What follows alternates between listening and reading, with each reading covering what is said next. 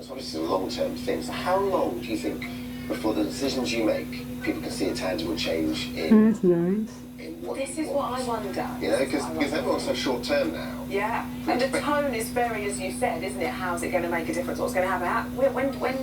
When do you see that? Yeah, and that's the challenge on some policies, like the New Deal for working people can be enacted, some of it very quickly, which will have an immediate effect on jobs.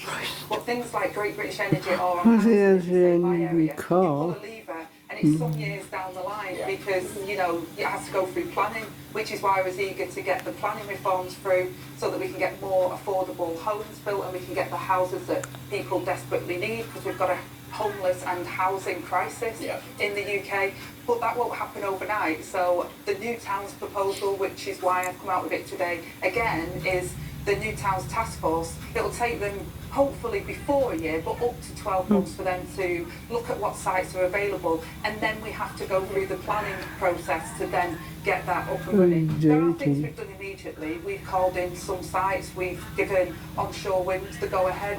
So there's things that we've done on stalled sites, for example, so we can get things moving. But housing does take longer than what some other policies that we've done immediately, like we've got rid of the Rwanda policy because it's a gimmick and it wouldn't work, so we can redirect those resources into something that will work to reduce the problems that we see on our border with the gangs that are smuggling people across on those small boats. It's such a not controversial thing, housing, because everyone knows we need more houses.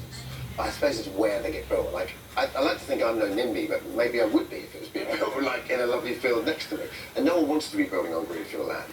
But how do you go about kind of reconciling that? How do you go about the middle ground? There's a lot of brownfield sites, a lot of those what they call grey area sites, aren't there, that you need to focus on first, I suppose? I think the first thing is that the reason why I've said local plans have to be for every local authority, and at the moment we've only got about 30 that have got up-to-date local plans, means they have to consult. They have to identify what the housing need is under our formula, and then they have to consult with local people.